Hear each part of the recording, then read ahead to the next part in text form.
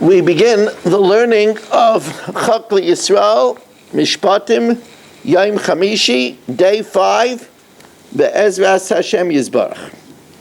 V'chiyunotzu anoshim, if two men are fighting, let's say Ruvain and Chaim are fighting, v'nokfu isha hara, and in their fight, they hit a pregnant woman who's a bystander, and they cause her to miscarry.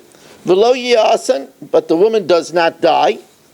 Onish ye'onish, they are penalized. Man who hits her is penalized to pay for the value of the fetus. Kasher yoshis olav bal ha'isha, as the price is demanded by the husband of the woman. V'nasan beflilim, and payment is given through the judges of the court.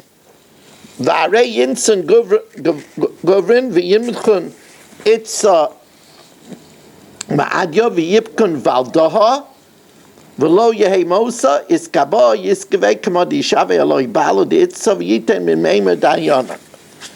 V'chiyonotzu anoshim, says Rashi, zem men are fighting, Ruvain and Chaim are fighting one with the other. V'nischaven l'hakos, says Chaver, Ruvain was planning to hit his friend Chaim, and inadvertently, he hit the woman that was standing by. Now it says v'nokfu. What does v'nokfu mean? He pushed her, v'aka, and hit her. You might, lest you hit your foot on a rock, or uv'terem yisnagfu raglechem, or before their feet hit upon the mountain, or le'even negef, a stone where one can stumble on. V'lo yi'asan, there was no death. Be'isha, the woman didn't die. Onish ye'onish means over here payment in court. L'shalim d'mei v'lodis l'bal, to give the price of the fetus to the husband. Shamanoisa, how do we evaluate the value of the fetus? Remember, in those days it was a slave market. Shamanoisa kama isa riyur le'macha b'shuk l'halos b'domea b'shvil haryayna. We evaluate how much extra she was worth to get at the slave market if she was pregnant. The difference between her improved value of a pregnant woman and the value of a woman that's not pregnant, that he has to pay. Onish yanish, it means, even though einish usually means a physical punishment, yigvu mammon mimenu, it means to collect money from him, kamay va'anshu isay mea kesef, like the penalty that we hold him guilty to pay 100 shkalim. Kasher yoshis olav kishiyitvenu abal bebezdin, when the husband makes the demand in court, la'oshis olav einish al kach, in order to place on the assailant this penalty. V'nosan amaka, the one that hit her, demei v'lodis, he gives the price of the fetus, v'flilim al pi adayanim, according to the judges, by the instruction of the court. But if the woman dies, then he pays a life for a life. Now here, now here actually there is a machlokes whether he has to get the death sentence or he has to pay for the value of the woman. It depends. If Ruvain tried to kill Chaim and instead killed the woman, so that's the case of nischaven lara gezeh v'hora gezeh. So Rashi says, if the woman dies, our rabbis argue about this. That he's executed. He has to pay the value of the woman. He's not executed. Because this is the matter of the one that says he pays the money of the woman is because he holds if he intended to kill Chaim and instead he killed the woman, Patam Amisa. But Mishalom Liyoshev, he has to pay the ears of the woman, Damav, as this woman would be valued in the slave market. Ayin tachas ayin, an eye for an eye, shein tachas shein, tooth for a tooth, yod tachas yod, a hand instead of a hand, regel tachas regel, a foot instead of a foot. Now this, of course, does not mean that you cut off the foot or the hand. It means the monetary value. As Rashi tells us, ayin tachas ayin, an eye for an eye, it means sima ein chavera. If you blind your friend's eye, noisnei demei einai. You give him the value of the eye. Kamashe pachas udam of limka b'shuk. How much he's less valuable now that he's missing an eye. V'chein kulam. And of course, it doesn't mean that we knock out the person's eye or cut off his hand. As the Gemara says outright in Perek HaChovel in Bava Kama. The pasuk continues, Kviya tachas kviya, a burn for a burn, petza tachas patza, a wound for a wound, that's a wound that causes to bleed, chabura tachas chabura, a bang or a bruise instead of a bruise. A chabura is where you make a hematoma, but the blood is under the skin. Kavah chalaf kavah, pida chalaf pida, mashkofe chalaf mashkofe. So Rashi says, what do we learn out from a burn instead of a burn? So Rashi says, here we're talking about where somebody takes a hot spit, a heated spit, and hits somebody's fingernail. So he doesn't do any damage, but he causes a burn, causes pain. And it's telling you that you're chayav for pain. Kviya tachas kviya. So, as the Gemara explains, that kviya tachas kviya means, as Rashi explains, michvas eish, a burn of fire. V'ad achshav diber b'chavola sheyesh b'pchas damim. Until now, we were talking about hitting someone and causing them to be worth less. Here we're talking about there's no damage monetarily, only pain. What would be such a case? Where you hit him with a heated spit on his fingernail. How much a person would pay in order to avoid being in having such pain. Petza,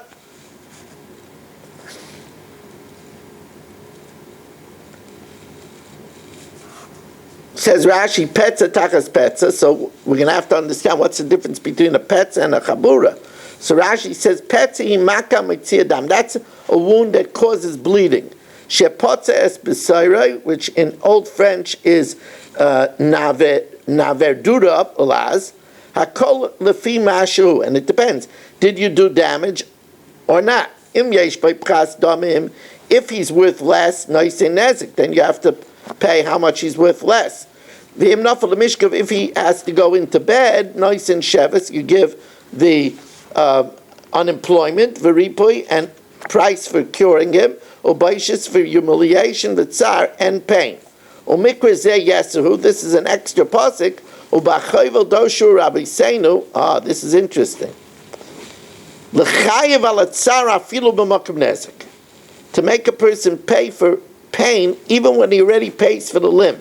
So if you cut off the limb, you're already paying for the limb. So if the assailant might say, well, if I paid for the limb, then I could take it off anywhere I want, even if it causes pain.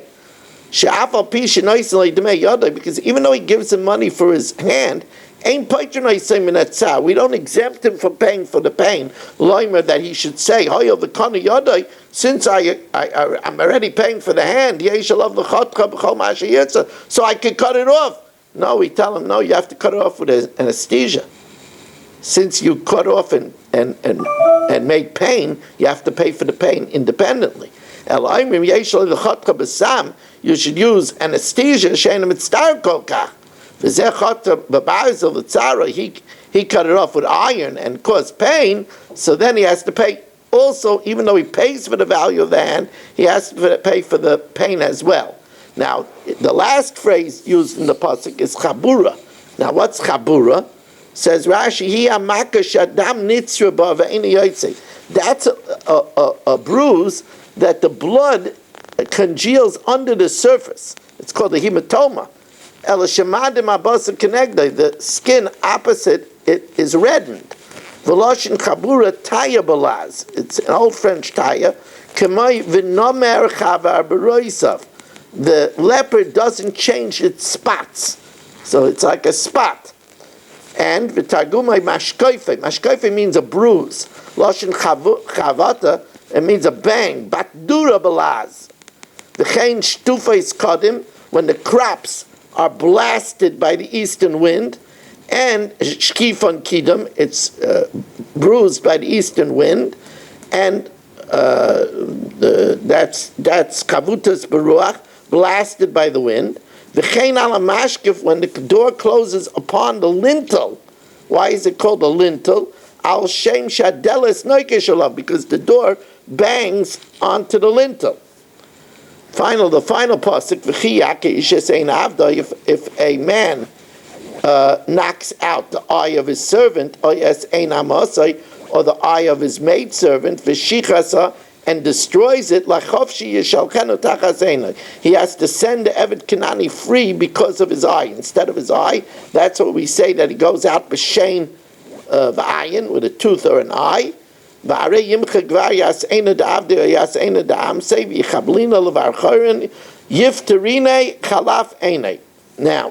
says, as ein avdai, obviously we're talking about an Eved Kanani.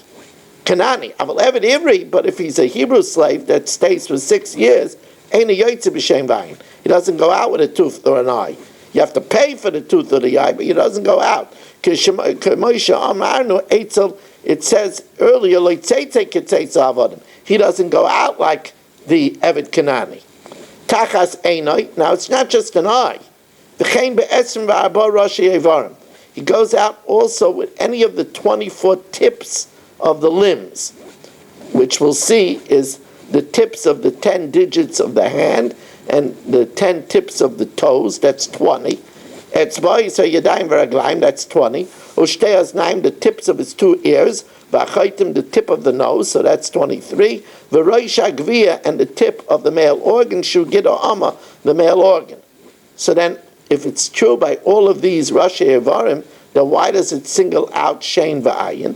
V'lama nemar Shein v'ayin. So Gemara says Sheim nemar ayin. If it says the eye, v'loi nemar Shein, I would say only the eye which is born with a person. But the tooth which grows later, you're not, it doesn't go free. The tooth didn't grow with him. If it said the tooth and it didn't say the eye, I would think even a baby tooth. If he knocks out a baby tooth, he should go free. Which will renew. Only something that if you knock it out, it doesn't grow back. But if you knock out a baby tooth, he doesn't go free. And now we continue our discussion about the house of the Bnei Yonadav, of the descendants of Yisro, who were converts. And because they were converts and they were not given a portion in the land, they were told by their father that they should live in the Midbar, in tents, not in houses, and not have fields or vineyards. Ovayasli Sivnu, our father told us we shouldn't build houses, and not plant fields, nor plant vineyards, and we should only have, and we shouldn't have any of these things. But rather we should dwell in tents, kol yamechem, laman tiyu, and in this way, if we keep the rules, laman tichyu, that we should live yomim rabim al pnei ha'adama, many years on the land, asher atem gorim sham, where you sojourn. Vanishma b'kol Yonadav ben Rechav Avinu, we always listen to the instructions of Yonadav ben Rechav, our father, l'chol asher tzivanu. Remember, they were started off by being tempted to drink wine, all which he instructed us, Levilti Sois Yayin Kol Yameinu, that we shouldn't drink wine, Anachnu, us, Nashenu, Banenu, V'naisenu, our wives, our sons, and our daughters. O Levilti B'nais Batim L'Shiftenu, and not to build houses to dwell in, V'kerem B'sada V'zara L'Yilanu, and a vineyard, a field for planting, there shouldn't be by us. Vanesha Ba'olim, and we dwelled in tents, Vanishma, and we listened to the command, Vanas Kechol Asher Tzivanu Yonadav Avinu. Now, you'll ask, why are we in Yerushalayim now in houses? When Nebuchadrezzar, the king of Bavel, came and oppressed El Haaretz, V'noimer, we said, for self-protection, Bo v'navo Yerushalayim, let us come to Yerushalayim, mipnei chel HaKazdim, because of the dangerous armies of the Kazdim, u'mipnei chel Aram, and because of the dangerous armies of Aram, and therefore that's why now, Manesha Yerushalayim, we are living in houses in Yerushalayim. Tomorrow we'll see how this develops further. Actually, not tomorrow because it's Yom Shishi. In Mishlei, Shlomo HaMelech tells us, Tzuf Davash, as sweet as honeycombs, is Imrei Noyam, is the sweet words of Torah.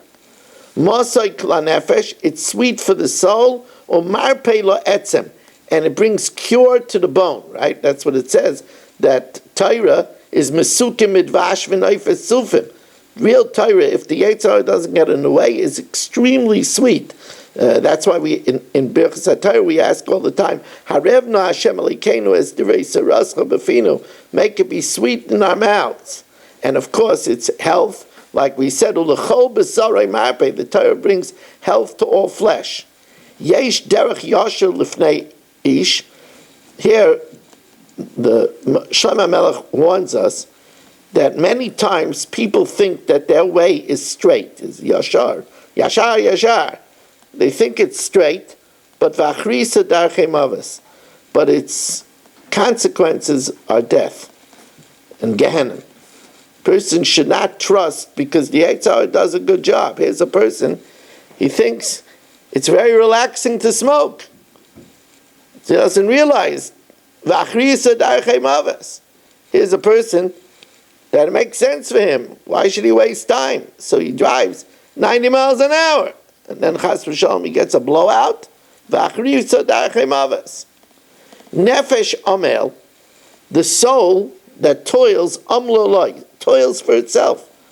Ki achav alav piyah, because the mouth has demands on a person. In other words, the industrious person takes care of the demands of his mouth, and the mouth of his family has to work for a livelihood. Now, on this pasuk, ki achav alav piyah, there is a very, very, very important Gemara in Sanhedrin. The Gemara in Sanhedrin says that we know Adam la'amal yulad. We know a person is born to toil. But Eini Yodeya, I don't know, im la'amal malacha noilad, that it's mostly the toil of action, im la'amal penivra, or if it's the toil of the mouth. Kisha'amar ki ochaf alav piyu, you should have a saddle, ochaf is a saddle, on your mouth. Hevi oimer la'amal penivra. The Gemara comes out that the most important arena for achievement in life is the mouth. How we talk to our wife, how we talk to our parents, how we talk to our rabbi, to our friends, not talking Lashon Hara, talking Torah. That's the major arena of achievement in life. Ish b'li'al, a worthless person, kaira ra, digs evil. He plots and he plans no good things. V'al svasai ke'esh tzaravas, and on his lips is like a burning fire. Person who is jealous and says things, he's digging a hole of evil, and his words are fire. Ish tapuchas, a man that turns things around. He twists things. People twist what other people say. Yishalach modain, he causes strife. He causes problems. The nirgan, and the complainer, mafrid aluf, separates himself from his creator. Because the Rabbeinu Shalom, he says, when I see you appreciate it, I'll give you more. But if a person always complains, it separates him from his creator. And now our adventure for the day is the fourth parak of Masechtas Menachos. We know that there's, in the olden days, they used to have the blue dye. Some people use even today from archaeological digs where they found tchelis plants. They believe they know the correct snail or creature that makes the tchelis. It's a subject of great controversy. But do we know that there's a mitzvah where you have the white threads and also a thread dyed with the blue. But as long as you have 4 threads, if you're missing the blue dye, it doesn't stop you from wearing tzitzis with white tzitzis. And that's what we do today. On the other hand, if all you have is the blue, you could do it without the white. This was very neged during the Holocaust. If you only have the tefillin shel yad, if you only have the tefillin shel rosh, and you don't have the tefillin shel yad, you can just put on the tefillin shel rosh. The tefillin shel yad, the fact that you're missing the tefillin shel yad, it doesn't stop you from wearing the tefillin shel rosh. And the other way around, but shel rosh shel yad. If you don't have the tefillin shel rosh, you can wear only the tefillin shel yad. They're separate mitzvahs. Certain karbanas have nesachim. The nesachim, the libations, are part of carbon mincha made out of flour and oil and wine. So, if you don't have the flour and the oil, you could still bring the wine. If you don't have the wine, you could still bring the flour and the oil. Like for example, a carbon chatas, you're supposed to put arba matanos. You're supposed to put blood on all 4 horns of the mizbeach. If you only have enough to make one placement, you could still bring the carbon chatas. So matana shalom mizbeach achitzon, those placements on the outer altar and the inner altar, it's different. There, they are ma'akiv. But here, on the outer altar, if you don't do all 4, if you only do one placement of blood, it doesn't invalidate the zrika or the hazaya. Now, on Shavuos, there is a series of karbanas brought for Musafin. The Musaf consisted of 2 bulls, 1 ram, 7 lambs as oilos, and a goat as a chatas. And then afterwards, they brought, together with the kifsei atzeres, the lambs of Shavuos, were 2 lambs for shlamim. Those are the only shalmei tzibur, public shlamim of the entire year. And they brought with it shtei lechem, 2 loaves actually of wheat, together with the kifsei atzeres and the shtei lechem. They also bought 1 bull, 2 rams, and 7 lambs as an oila, and a goat as a chatas. So now the Mishnah says, "Haporim va'elim va'kfosim ein ma'akvin zeh." The bulls, the rams, and the lambs are not ma'akiv.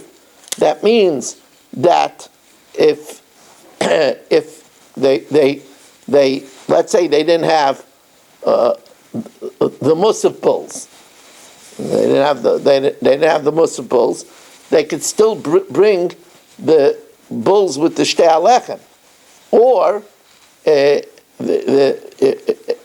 they didn't have the rams and the lambs, they could still bring the bulls and the rams and the lambs together with the shtei alechem. Reb Shimon says, let's say we said that they brought 2 bulls. Let's say they had enough money to buy 2 bulls, but then they wouldn't have enough money to buy the nesachim with them. So then they should only bring 1 bull with its accompanying nesachim. Reb Shimon Aimerim Hayolem Parim Meruben. They had enough money to bring the bulls, or they had the bulls. V'lo Hayolem Nesachim. They didn't have enough money to bring the libations with each one. Yaviu Par Echad Nesachim. They should just bring 1 bull with its libation. V'lo Yikruvu Kulan B'lo Nesachim. Rather than bringing them all without nesachim. So instead of spending the money on the bulls, they should buy 1 bull with its accompanying nesachim. Hapar v'elim v'akfosim v'asoir. We said that they brought in the afternoon a bull, a ram, 2 rams, 7 lambs, and a goat. Einon ma'akfen es alechem. So that if they don't have it, they could still bring the shtei alechem. V'lo yalechem ma'akfon. If they don't have the wheat, they could still bring the karbanos. Halechem ma'akev es akfosim. If they don't have the bread, then they don't bring the kifsei atzeres. But v'akfosim einon ma'akfen es alechem. But the lambs don't stop from bringing the bread. You could bring the bread even without the lambs. Divrei Rabbi Akiva. Shimon ben Anas disagrees. Amar Shimon ben Anas loiki, just the opposite. Ela hakfosim ma'akfen es alechem. They don't bring the bread unless they have the lambs. But v'alechem einon ma'akfen es hakfosim.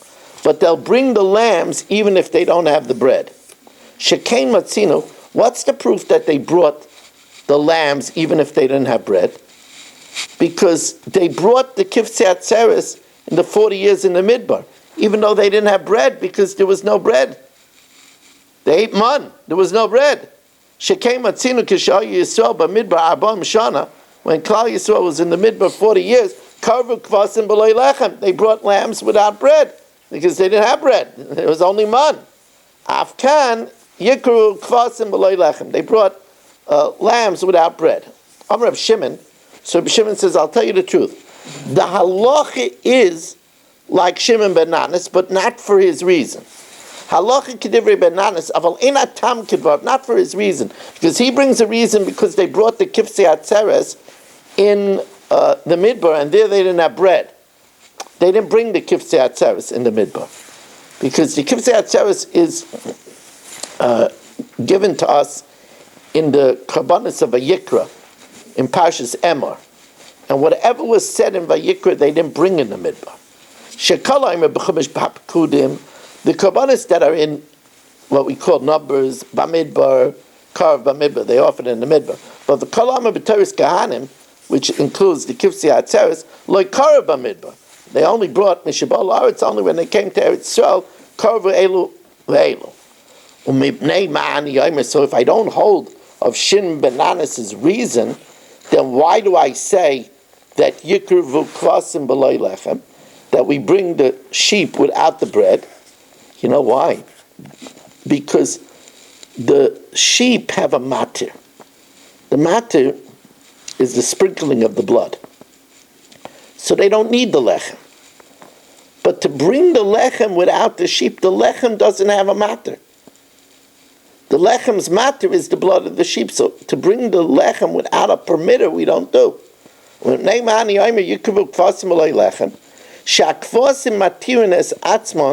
Because the sheep could be matter themselves below lechem, because they have the matter, the dam, the blood.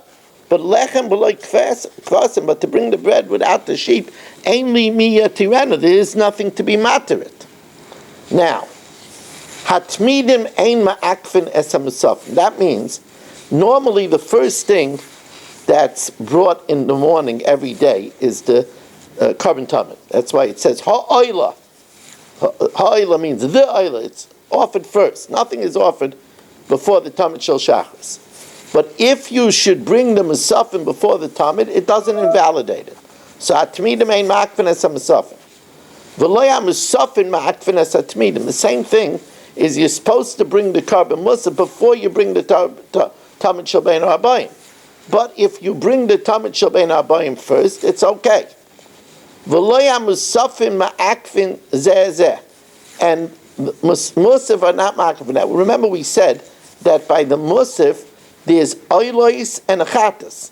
The par, the ayil, the kvasim, that's an oila. And then there's a goat as a chatas. Now you're supposed to bring a chatas before the oila. But if you reversed it, it's not ma'akiv. Lo yikrivu keves babayker. Let's say you didn't offer the carbon tamid in the morning. Yakrivu bein arbaim. You still offer it in the afternoon. Amar Shimon, when do we say you offer it in the afternoon? Where it was an accident or unwitting. If they deliberately didn't bring it in the morning, then that group of Kohanim can't bring it in the afternoon. Rather, you get other Kohanim to bring it in the afternoon. If they didn't offer the Ketores in the morning, yaktiru bein arboim. Now the Ketores is brought half in the morning. It's brought a mana, which is split. Half is brought in the morning and half is brought in the afternoon. If you didn't bring it in the morning, then you bring it in the afternoon. And Amar Rab Shimon, the kula ha'isakreiva bein arboim. You brought the full mana in the afternoon. She'ein now. There's a din that when you inaugurate a new thing, you have to use it the first time in a special way. She'ein mechanchin es mizbeach hazav ela b'kteris hasama. You'd only inaugurate the golden altar in the Kodesh. If you made a new golden altar, you could only inaugurate it with the kteris of the afternoon. So over there, if you didn't bring it in the morning, then if the day started and you inaugurated the day, then you don't bring it in the morning, because you have to inaugurate it first in the afternoon. And if you make a new outside altar, you could only inaugurate it with the morning tamid. And you could only inaugurate a new table in the Kodesh with the 12 loaves on Shabbos. And you could only inaugurate the menorah by lighting its 7 lamps in the afternoon. Finally, the Perek ends off Chavite Kohen Gadol, the griddle cakes of the Kohen Gadol. Now the Kohen Gadol brought a minchas chavitin, which was brought from an isaron, 1/10, and it was from that isaron they baked 12 loaves. They cut the 12 loaves in half, and they brought half 12. He brought half 12s in the morning and half 12s in the evening. So the Mishnah tells us, it couldn't be brought a half of isaron in the morning and then they baked a half of isaron in the afternoon. Maybe isaron shalom, he brought a full isaron of flour, and they made 12 loaves, and they divided it into halves, and they offered half in the morning, let's say the Kohen Gadol offered half in the morning, and he died. And they appointed another Kohen Gadol. He can't offer his colleague's other half. He doesn't bring half from his house. Nor does he use the half of the Kohen that died. He brings another isaron. They bake 12 loaves, half it, and he offers half of it.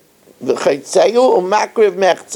that means that we lose 2 halves. We lose the second half of the kohen in the morning that died, and we lose the other half of his. And that's what he says. And the other half is wasted. The one half of the morning is offered before the Kohen Gadol died, and then his half, the new half of the new Kohen, and the original remaining half of the dead Kohen Gadol and the unused half of the new Kohen Gadol perishes. If they didn't yet appoint another Kohen Gadol, Mishel Miha Yisakreiva, who offered it? Rabbi Shimon Aimer Mishel Tzibur, it was offered from the community. Rabbi Yehuda Aimer Mishel Yoshim, from the ears of the dead Kohen Gadol. Ushleima Yisakreiva, until they appoint a new Kohen Gadol. Each time they didn't offer half, they did a holy Saran in the morning and a holy Saran in the afternoon. And now we learn the Gemara from Menachos. The Gemara tells us, Tan Rabbanan, this is an interesting opinion. The opinion over here is everybody's chayvim tzitzis, Kohanim, Leviim, Yisraelim, Geirim, converts, Noshim, women, Va'avodim. And Canaanite slaves. Rabbi Shimon paita b'nashim. Rabbi Shimon says no, women are pater, and therefore Canaanite slaves also, because they're learned out from women. La la minashim. Mipnei shemitzvah sasei shazman gramo, because it's a mitzvah sasei limited by time, because there's no tzitzis in the night. They call mitzvah sasei shazman gramo anything limited by time. Nashim peturis. Amamar. Hakol chayav b'tzitzis. Let's rehash this. Everybody is chayav b'tzitzis. Kahanim leviim v'Yisraelim. So the Gemara says, Pshita, duh. If they're not chayiv, who should be chayiv? The Kahanim leviim v'Yisrael p'tirei man l'chayiv. Says the Gemara, I might think a kohen is not chayiv. Kahanim etzrichalei. The chiddush is that a kohen is chayiv. So kedai t'chamina, I might have thought, hoyel ksiv lo sil b'shatnis. You shouldn't wear shatnis. Tzemer upishtim yachtim. Wool and linen together. Gedilim tasalach. You should make for yourself tzitzis. Man deloy ishterei kloim. He who has the law of not wearing shatnis, legabe belavisha, who de mechayiv tzitzis. He's chayiv tzitzis. Hanikan, but since the kahanim in the big day kuna wear kloim, hoyel ishterei kilayim legabayim, since they wear shatnis, I might think that the law of gedilim tasalach doesn't apply. Loy lechayiv. Kamash Malan, no. Even though they don't have shatnez when they're doing their avodah, but when they're outside of the base of Mikdash, they're not allowed to wear shatnez, and therefore the mitzvah tzitzis applies to them as well. Reb Shimon paita b'nashim. Reb Shimon exempts women. My time at Reb Shimon. Why is it a mitzvah sasei zman grama? The Tanya re'isem oisai, you should see it. Pratlik sus laila. That excludes clothing of the night. That which we wear in the night, where we can't see in the dark, is potter. Or maybe it comes to exclude the garments of a blind person. Maybe a blind person doesn't have mitzvah tzitzis. It says that which you wear, that includes even a blind person. Says Gemara, what's the limitation? You see it. So the Gemara says, well, we could have excluded either ksus laila or a ksus suma, or more rois l'rabbis ksus suma, to include a blind man's clothing from asher t'chasaba, or l'haitzi ksus laila, and to exclude a garment of the night. Maybe it should be the other way around. Says Gemara, ma'abani ksus suma, because it could be seen by other people.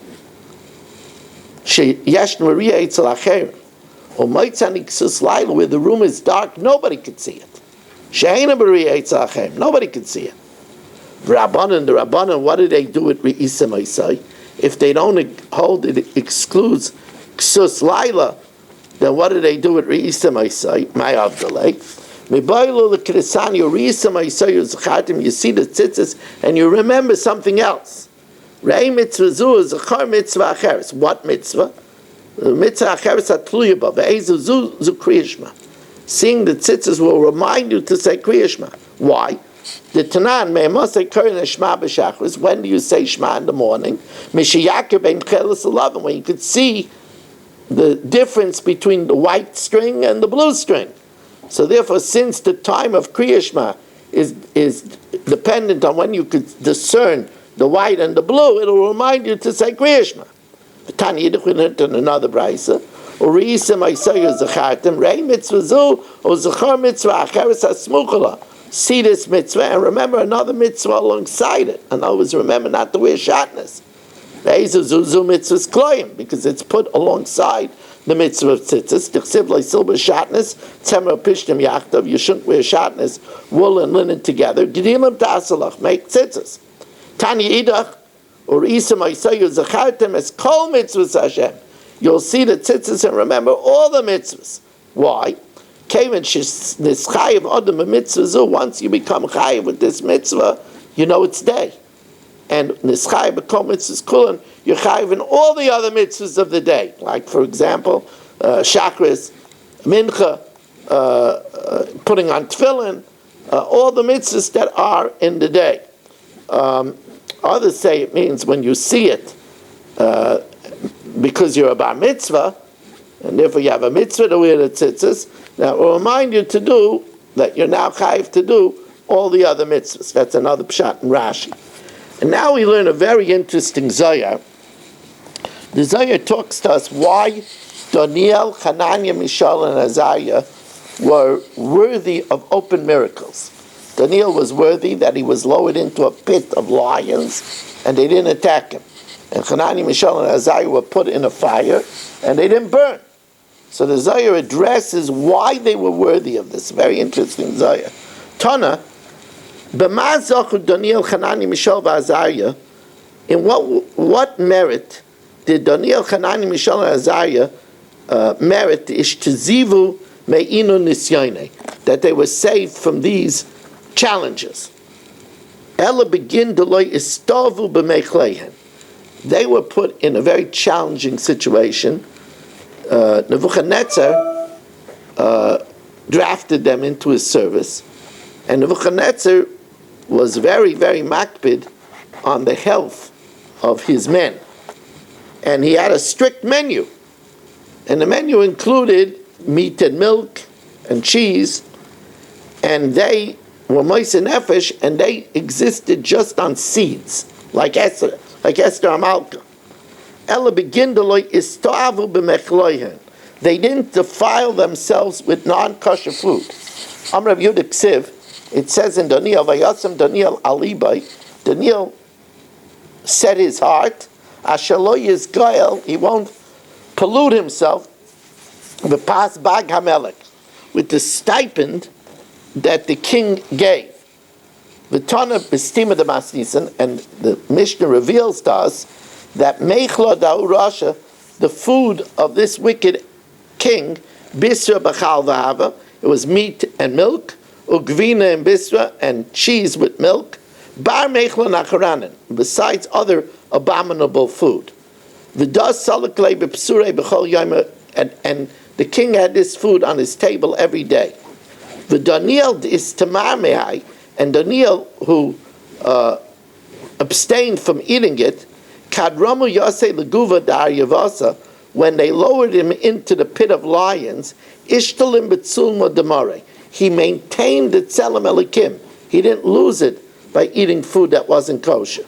V'lo yishanei tzulma letzulma achra, his image didn't change to another image, and therefore v'alda, therefore the animals saw the tzelem elikim upon him. Dakalu aryavusamine, the lions were afraid of him. V'lo yichablu, and they didn't attack him. To the contrary, Nebuchadnezzar suffered terribly. Vahu Rasha, this wicked person, it says in the Navi that Nebuchadnezzar was deposed from his throne for 7 years.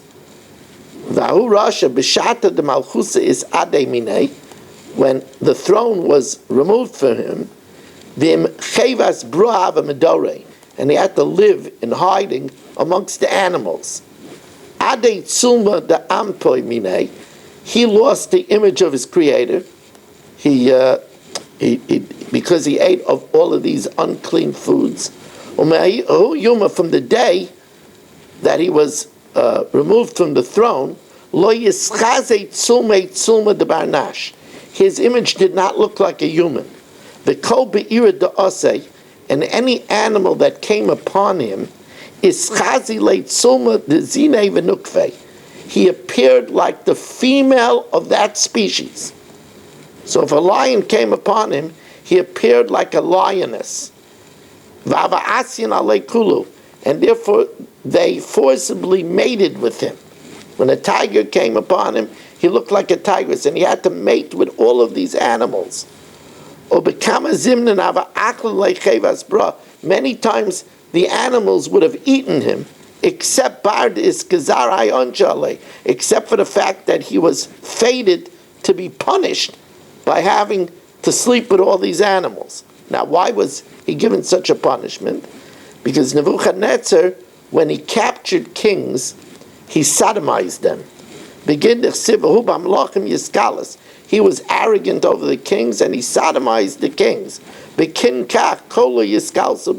And therefore all the animals did bestiality with him, all those 7 years. come and see. Maksiv, you want to see the heroics of Daniel and Hanani, Mishael, and Azariah.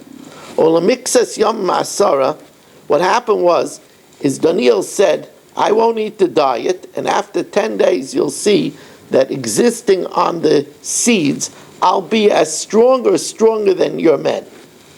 And Hashem made a miracle. Olamixas Yom Masara, after 10 days, Nira Mareim Toiv, the appearance of Daniel, Hanani, Mishael, and Azariah appeared better from all the youths that ate the full stipend of the king. Nira Mareim Toiv, they appeared good. Why? The Tzilma de Mareim lo adiu minam, because they kept the kashrus, the image of Hashem didn't move from them. Umeachrine adiu, the others lost their image. Man Gorim Hai, what caused this? Begin to loy iskalu b'giulei mechleim, because Daniel, Michal, Hanan, Mishael, and Azariah didn't pollute themselves with the food. Zakochu kei in the Yisrael. Fortunate are we Yisrael. Dichsib bei anshe kodesh tiyanli. You'll be men of holiness, and basa basada seicheli. You won't eat food that's torn up in the field without shchita. Now the Musa tells us. Remember we said that we want to change from Pesha, which is caused by the Chatas Nurim, the sin of youth and wasting seed. We want to change Pesha to Shefa, to an outpouring of good. We said that the Pei stands for Pizer, which was Tzedakah. We said that Ayin stands for Anova, humility. So now the Musa talks about Anova. Takonas HaShavim, it is a improvement of those that repent, liyos anovim, to be humble, v'nishberei leiv be'emes, and sincerely brokenhearted. U'gedoyla anova, and great is true humility, ki'ilu hikriv kol hakarbonos, as if you offered up all the sacrifices. V'umer kaval l'shchina, a person that's humble is like a chariot for the divine presence. Ve'ein tfilos in the memes, Hashem does not despise his tefillah, like it says, Leiv nitker v'nishber, the heart that's crushed and broken, elikim loy sibzeh. V'amar zichron levracha, ki al yedehu ha'anova, through humility, and nigzer alav misa, if there is a decree of death at the hands of heaven, misbateles ha'gzeir, the decree is cancelled. V'chein im nigzer alav misa's bonim, death of one's children, and humility leads to forgiveness of sins. It causes room that he should be atoned for the sin of sinning through the male organ. Instead of being pushed away, abominable and despised, if he'll be truly humble, he'll be a chariot for the Shechina, that will cause, instead of Pesha, an outpouring of blessing. He will be a pipeline to bring down plenty. The righteous person, through him, it causes an outpouring of blessing. He's a pipeline, ushvil, and a highway, to bring life to the world. All the world is sustained by Chanina B'ri, that's Reb Chanina ben Daisa. Reb Chanina who shvil v'tziner, he was a highway and a pipeline, to bring an outpouring of good to the world. And then finally we learn from the Rambam in Hilchos Kriya Shema, Keitzad Yidaktik, we said you should be careful with pronouncing the words. So the Rambam tells us, Yishma Shelo Yerape Achazik, that which is a vase, he shouldn't pronounce as a vase. V'lo Yechazek Karofen, that which is a vase, he shouldn't pronounce as a vase. V'lo Yoniach Hanod, and he should not leave stationary a shva that should move, what we call a shva na. V'lo Yonad, and he shouldn't cause a shva to move hanoch when it's supposed to be stationary. So, for example, just to give you an idea about a shva, what he calls a shva nod, we call it na. A shva in the beginning of a word is a moving shva, like lecha. So we say le, we say lecha. The second shva in a series of two shvas next to each other, nafshecha. So the second shva is a shva na. It moves nafshecha. The first one naf, we don't move. Nafshecha. Another example is if there's a shva under a word with a dagesh, like dabaru. So we pronounce the b, we say it. Hallelu, if you have two letters next to each other and the shva is under the first letter, two same letters, hallelu. Now, what's an example of a shva nach? Chemda. So we don't pronounce the shva at all, we just say chemda. Sometimes when the shva is at the end of the word, even if it's two of them, we don't pronounce either of them, like gadalt. So there's a shva under the lam and a shva under the taf, we hardly pronounce them, gadalt. Again, if there is two shvas next to each other, generally the first one is a shva nach, second one is a shva na or nod, yim shalu. So the first one we hardly pronounce, and the second one we do yim shalu. That's just a very quick crash course. Lefikach tzarich litein revach bein hadvekim. This is another thing, and you'll see in your sidders that there's a line. So it's showing you, whenever you have a word that ends with a letter, that the next word starts, you have to pause. Like a good example of that is vavartem meheira. So vavartem ends with a mem, meheira starts with a mem. So if you don't pause, you could swallow it and say it as if it's only one. Lefikach tzarich litein revach bein hadvekim. You have to put a break between connected words, bein kol shtei oisios hadoimos, where the letters are similar, she'achas mehem soif teva, one of them is at the end of the first word, va'acheres tchilas teva smuchala. So you have to pause. Kigain b'chal levavacha. So b'chal is a lamed, levavacha. So there you pause.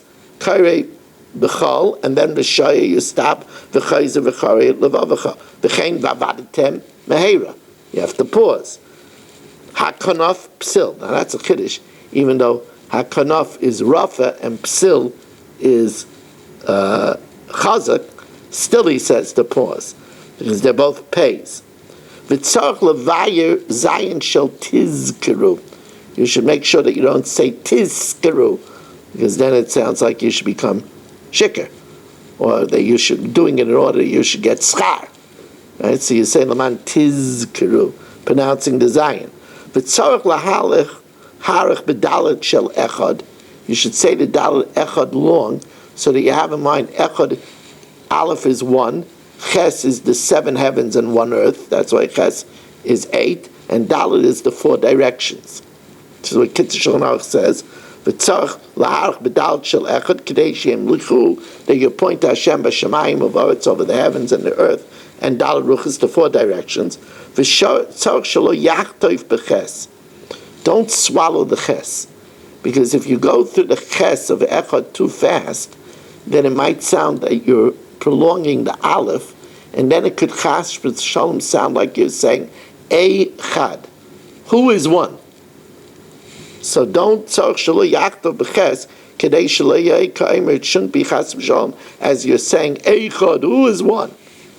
Kari adam shema b'chol lashon she'eh mevina. You could say shema in any language. And then he tells you, then you better be careful to pronounce the other languages the right way. The hakari b'chol lashon tzarich lizar medivrei shibur shabayis halashon. Then you have to be careful not to make a mistake in that language. Umedaktek ba'is halashon. You have to be careful with that language, k'moshe medaktek v'lashon hakodesh, as you're careful when you're pronouncing it in the Hebrew. Also, we learn that when you say it in another language, there's certain words that you can't translate, but you don't know what their meaning is. So those words you have to say in Hebrew, like l'toitafos, vishinantam. Those words you shouldn't say in another language because we don't exactly know what they mean. We want to thank you very much for joining us for this fascinating Chok, and wish you a good Shabbos.